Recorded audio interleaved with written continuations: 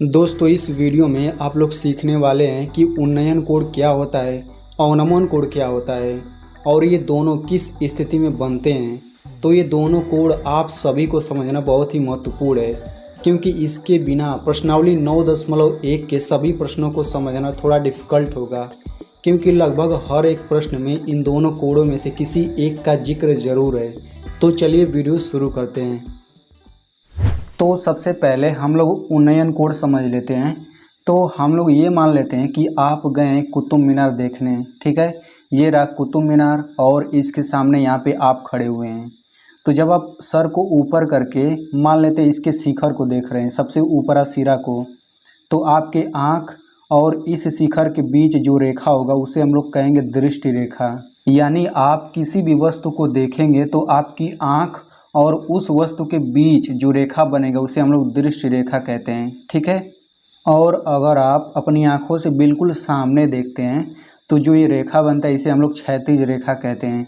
और अगर आप बिल्कुल सामने देखेंगे तो ये धरती के समांतर होगा, ठीक है ना। तो धरती के समांतर और बिल्कुल आपकी आँखों के सामने जो रेखा है इसे हम लोग क्षैतिज रेखा कहते हैं। तो जब आप ऊपर की ओर देखेंगे तो वहाँ पे दृष्टि रेखा और क्षैतिज रेखा के बीच जो ये कोण बनता है यही उन्नयन कोण होता है, ठीक है।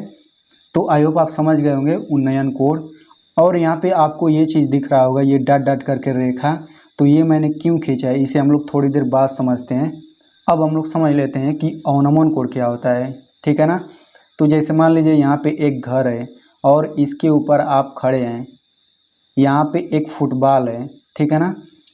तो यहाँ पे देखिए इस फुटबॉल और आपके आँखों के बीच जो ये रेखा है ये दृष्टि रेखा हो जाएगी। और आपकी आँखों के सामने अगर आप देखेंगे तो ये जो रेखा बनेगा ये क्षैतिज रेखा हो गया। तो अगर आप नीचे की ओर देख रहे हैं तो क्षैतिज रेखा और दृष्टि रेखा के बीच ये जो कोण है ये हमारा होगा अवनमन कोण, ठीक है ना। तो अगर हम लोग इन दोनों से निष्कर्ष निकालें तो अगर आप इस क्षैतिज रेखा से ऊपर की ओर किसी वस्तु को देखते हैं तो वहाँ पे उन्नयन कोण बनेगा। और अगर आप इसी क्षैतिज रेखा से नीचे किसी वस्तु को देखते हैं तो वहाँ पे अवनमन कोण बनता है, ठीक है ना। तो आई होप अब आपको अच्छे से समझ में आ गया होगा कि उन्नयन कोण क्या होता है और अवनमन कोण क्या होता है, ठीक है ना। अब यहाँ पे मैंने इसको इस तरीके से क्यों ये रेखा खींचा है इसे हम लोग समझ लेते हैं। तो देखिए कोई ज़रूरी नहीं है कि जब आप अपनी आँखों से देखेंगे किसी चीज़ को तो केवल यहीं आँख के सामने ये उन्नयन कोण बनता है, ठीक है ना, ऐसा नहीं है। अब यहाँ पे देखिए आपका यहाँ पे पैर है, ठीक है ना। तो अगर हम लोग इस पैर से इस शिखर को मिला दें, ठीक है ना, तो ये जो कोण बनेगा ये भी हमारा उन्नयन कोण होता है। अब ये जो उन्नयन कोण बनेगा इस उन्नयन कोण को हम लोग कहेंगे कि आपके पैर से इस शिखर का उन्नयन कोण, ठीक है ना। वैसे ही अगर हम लोग यहाँ पे देखें तो यहाँ पे भी कोई ज़रूरी नहीं है कि अवनमन कोण बिल्कुल आपके इस आँख के सामने ही बने। अगर यहाँ पे ये पैर है आपका, अगर इस फुटबॉल को हमने इस तरीके से मिला दिया तो ये हमारा रेखा बन गया।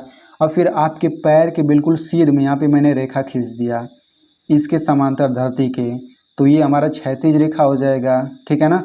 तो ये जो कोण बन रहा है इन दोनों रेखाओं के बीच ये भी हमारा अवनमन कोण होगा, ठीक है ना।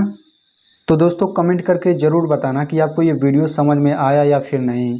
और अगर आपको ये वीडियो अच्छा लगा हो तो इसे ज़रूर लाइक करना और अपने मित्रों के साथ शेयर करना। मिलते हैं अगले वीडियो में।